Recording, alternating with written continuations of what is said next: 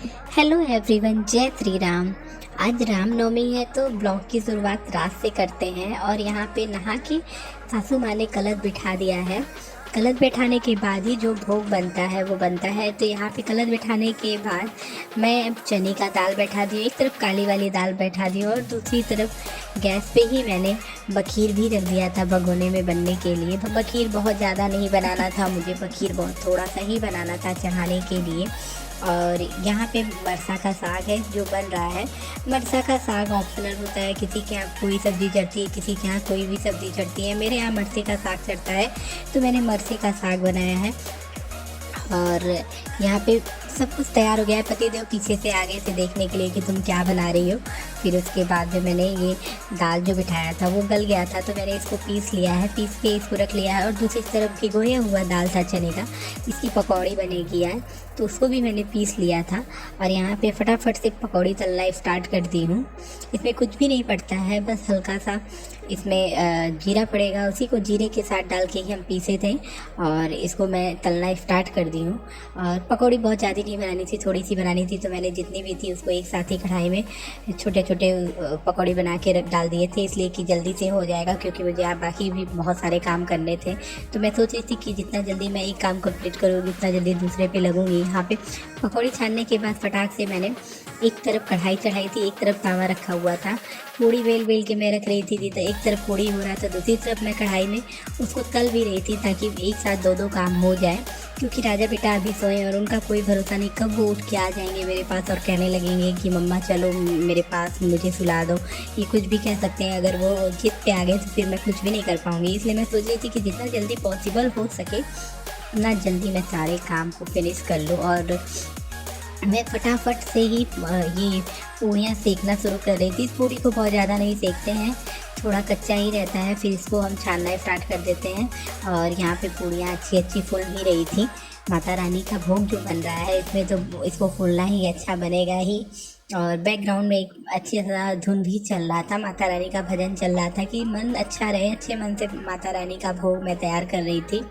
और आप सब सोच रहे होंगे कि प्रियंका कहाँ है, तो प्रियंका बाबू के पास है, छोटा है वो बहुत ज़्यादा रोता रहता है तो रात के टाइम उसको जागना होता है तो प्रियंका उसको देख रही थी। तो यहाँ पे मैंने सोचा कि चलो कोई नहीं, मैं बना के फटाक से सब हटा दूँगी। तो यहाँ पे पूड़ियाँ मेरी ऑलमोस्ट तैयार हो चुकी हैं, थोड़ा बहुत ही बाकी था। और दिया जल रहा था, इसकी वजह से हमको किचन में हम पंखा भी नहीं चला सकते थे और इसकी वजह से मुझे बहुत ही ज़्यादा गर्मी हो रही थी। यहाँ पे अगरबत्ती बुझ गई थी तो मैंने सोचा फिर से अगरबत्ती जला देती हूँ, क्योंकि जब तक भोग लगेगा तब तक दीपक और अगरबत्ती जलती रहनी चाहिए। तो दीपक तो जल रहा है, दीपक बड़ा था उसमें तेल ज़्यादा था, लेकिन अगरबत्ती ख़त्म हो गई थी जल के। तो फिर मैंने सोचा कि दूसरा जला देती हूँ, तो दूसरा मैंने जलाया अगरबत्ती। और यहाँ पे मेरा पूरा खाना बन के तैयार हो चुका है।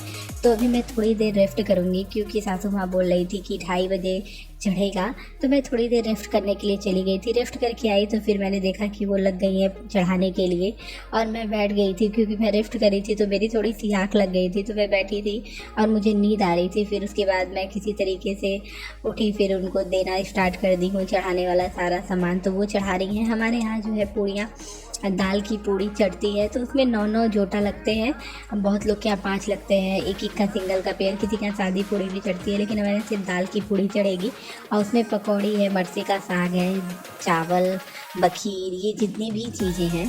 तो यहाँ पे मिट्टी का गोटी आता है जिसको पूजा जाता है। तो यहाँ पे उपटन से चढ़ाया जा रहा है, वहाँ पे तिलक किया गया। फिर उसके बाद पूड़ी रखने के बाद इसमें सासू माँ रख रही हैं पकौड़ी जो मैंने बनाया था। फिर पकौड़ी रखने के बाद इसमें रखा जा रहा है बखीर, बखीर चढ़ाया जा रहा है। थोड़ा थोड़ा सब चीज़ चढ़ेगा। फिर यहाँ पे चढ़ा है चावल, चावल भी मैंने बना दिया था। चावल काफ़ी लेट मैंने बनाया था क्योंकि चावल का ये था कि चावल बनने में तो टाइम नहीं लगता है, तो जब पूजा करना था तो उससे 10 मिनट पहले ही मैंने चावल बना दिया था। फिर उसके बाद यहाँ पे जो काली वाली उड़द की दाल होती है वो बनी थी तो वो चढ़ा रही है मम्मी यहाँ पे। और ये मरसे का साग है जो भोग लग रहा है, मरसे का साग का भी भोग लग रहा है। मतलब जितनी भी चीज़ें बनी है वो सारी आज अभी यहाँ पे चढ़ेंगी। फिर उसके बाद में यहाँ पे पानी से इसको ओइचते हैं, पानी से ओइच के फिर इसको रखा जाता है। फिर उसके बाद धार भी निकाला जाता है बाहर चढ़ाने के लिए। तो मैं आपको भी दिखाती हूँ। ये यहाँ पे जो उपटन पीसा गया था उससे हाथ के पंजे का छाप दिया जाता है किचन में, और ये किचन में ही ये पूजा होती है। सबके घरों में ये पूजा किचन में ही होती है। और किचन हम लोगों ने सुबह ही साफ़ करके एकदम सब अच्छा कर दिया था। सब कुछ सारा सामान बाहर निकाल के किचन साफ़ करना जो भी था। फिर उसके बाद यहाँ पे आ गए थे बाहर। चौखट पे पूजा होती है। चौखट नहीं, इसको द्वार बोलेंगे कि द्वार पे हम इसका पूजा करते हैं। तो द्वार पे आ गई थी। द्वार पे भी हम 9 गोटी रखेंगे और उपटन लगाया जाएगा यहाँ पे भी। तो मैं बैठ के सारी चीज़ें रिकॉर्ड कर रही थी और बता भी रही थी कि कैसे कैसे करना है। मैं बैठी हुई थी और ये सारी पूजा हो रही थी। यहाँ पे उपटन चढ़ाने के बाद तेल चढ़ाया जाएगा। तेल के बाद सिंदूर से तिलक किया जाएगा।